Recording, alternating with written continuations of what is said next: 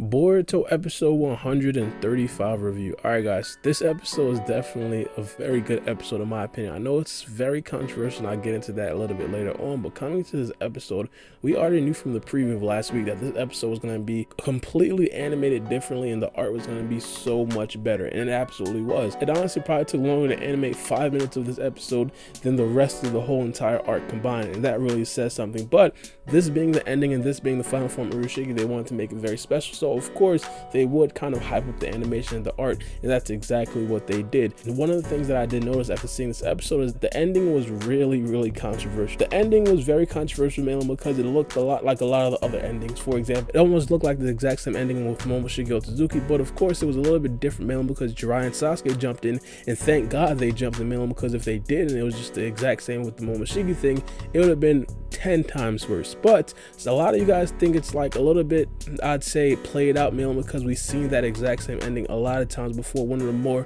notable times is when Gohan and Goku pretty much finished off Cell, and of course Vegeta jumped in and other characters jumped in to pretty much finish off Cell, while Gohan and Cell are pretty much battling along with their huge attacks. And a big part about it is, of course, the main character's son was a person that was battling with the big bad villain, and that right there kind of just seems a little bit too much. But here's the thing, I feel like I really liked it, but I understand where people are coming from when they say it's played out. The reason why I liked it personally is mainly because this is something that we understood was going to happen for a long time. It didn't necessarily happen out of nowhere. This is something that Naruto and Boruto were pretty much working on for a very long time. I wouldn't necessarily say a very long time, but as soon as Boruto met Jiraiya and Jiraiya understood that Naruto and Boruto have a lot of the same chakra, he pretty much automatically thought that they should start training this father and son Rasengan, and that's exactly what they did. So to me, it really lessened the cringe factor. I'm fine with the ending. It wasn't necessarily anything too crazy, anything too spectacular, but I'm just fine with it. All right, now getting off of the ending, one of the biggest things that we were anticipating coming into this episode was actually seeing Urashiki's final form.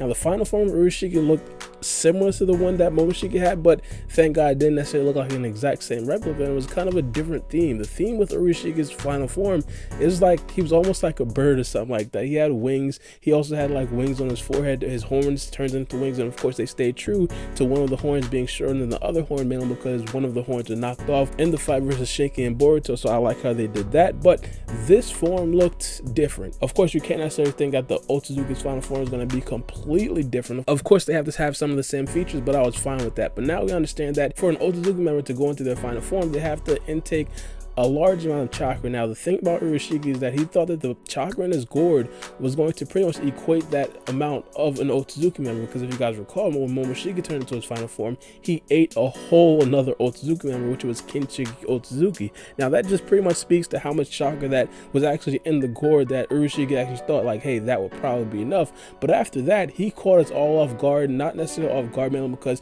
we knew it was going to happen from these spoilers. If you guys didn't necessarily watch my spoiler videos, shame on you guys. But in the spoilers, it said that he would eat his own Rinnegan, and because he ate his own Rinnegan, he then gained enough power, enough energy, enough chakra to transform into this final form of Urashiki. I really am praying that Sasuke doesn't get any ideas from this, but nevertheless, I digress. Now after that, Urashiki looked strong. Now I'm not gonna say he's very strong, like he's stronger than Momoshiki or he's stronger than Ishiki Otsutsuki. He wasn't that strong, but he was strong. Now in my opinion, watching this, I thought that this was supposed to be the Urashiki that we were supposed to see the whole time. Now not the looks, but the speed, the strength, the jutsu, that was the Urashiki that we were supposed to see. Like, let's be honest, the first time that we were introduced to Urashiki in this arc, he was going toe to toe with Sasuke almost full power, and also Gaara, another Kage. Like, let's be honest, the Urashiki that we've seen from the past 3 episodes looks like he'd get absolutely washed by a 40% Sasuke and a 100% Gaara. But this Urashiki right here, it's actually believable that this Urashiki would have been able to handle Sasuke and Gaara from back then. Now real quickly, to get off Urashiki, I do want to talk about something a little bit more serious. Coming into this episode, I didn't trust the Boruto writers at all. I understood that for this episode to not be a complete and utter failure, the Boruto writers had to explain some things and make it very clear and acceptable to the Boruto audience for us to not pretty much completely dismiss this episode. I do want to point out that some people are dismissing this episode. In my opinion, I think they did a decent job of explaining these hurdles that I am about to detail to you guys. Now, one of the main things being is the fact that we're fighting a final form Otsutsuki member. May it be Urashiki, some of you guys might have lost a lot of respect for Urashiki, but still, he's a final form Otsutsuki member. There is no way in hell that 2 Genins and an injured Sannin should be able to beat or defeat or even try to even touch a final form Otsutsuki member. Now, coming into this episode, I did say for this to be at least realistic, Sasuke Uchiha had to be a very integral part in them beating Urashiki Otsutsuki. Now that right there in itself was a problem, mainly because a couple hours ago, Sasuke was dead. Like, he was completely donezo. And the only thing that was able to save Sasuke was a Genin that wasn't necessarily qualified to practice medical ninjutsu, and all of a sudden Sasuke is 100% now. That right there would have been completely unrealistic. So understanding that Sasuke was going to have to operate on a very low amount of chakra but still be a very integral part in them defeating Urashiki, that was a very difficult thing to juggle. For there to be the slightest amount of acceptance about this whole episode, the audience would have to understand that Urashiki is no Momoshiki, that if this was final form Momoshiki, in fact, this whole fight would have been done in a matter of probably under 5 minutes, and he'd have probably just left with the 9 tails. Like, it just would have been that simple. But because Urashiki isn't necessarily that strong, Urashiki in turn pretty much had a hard time and thus led to his defeat. Now, particularly, I do want to talk about this. One of the things that saved Sasuke in this particular situation was his taijutsu. We understand that Sasuke is extremely elite in taijutsu, but because Urashiki is not as good in taijutsu as Momoshiki was. Momoshiki was absolutely insane in taijutsu, but Sasuke was able to keep up with Urashiki in taijutsu, and because taijutsu doesn't necessarily require a lot of chakra, that right there was realistic for Sasuke to be a very big and integral part in them actually defeating Urashiki. Now, another thing that I do want to point out, the rise played off with something that we seen, of course, back when Sasuke fought against Itachi, and that was the Kirin. The Kirin, what we understood was that the Kirin doesn't necessarily take a lot of energy, man, because it uses all the lightning that is surrounding the actual fight. What Sasuke does is that he blows a fireball into the air, in this case a fire dragon, similar to what he did versus Itachi, and of course that right there creates rain and it creates a lot of lightning. Now all Sasuke has to do is guide the lightning to his actual target, pretty much the exact same thing that he did with Itachi. Now I do want to point this out, just for Sasuke to be involved in the fight, it wasn't acceptable enough. Coming into this episode, what I said was that they needed to play off of Urashiki's weakness. In this particular situation, Urashiki's weakness is the fact that he wasn't bloodlusted. Urashiki was not necessarily trying to kill everybody. That wasn't his overall goal, just like how Momoshiki's goal was. What Urashiki wanted to do is that he wanted to extract the 9 tails from Naruto. He understood that he couldn't necessarily rip the seal off, therefore he just wanted to influence Naruto to have himself turn into the 9 tails. Now they played off of that beautifully, impeccably, and because they played so well with that, I understood and accepted the fact that Urashiki was going to be at a disadvantage in this particular situation.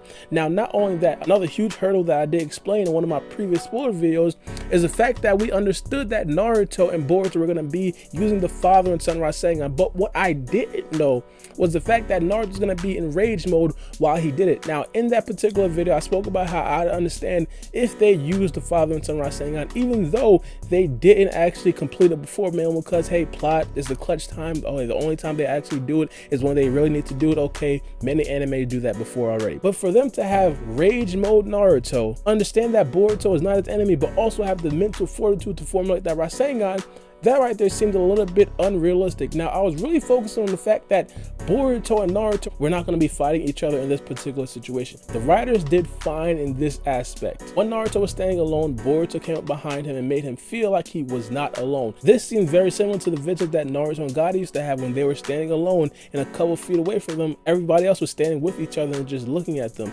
This right here is, of course, what Jin Cherokees go through. They feel like they're alone.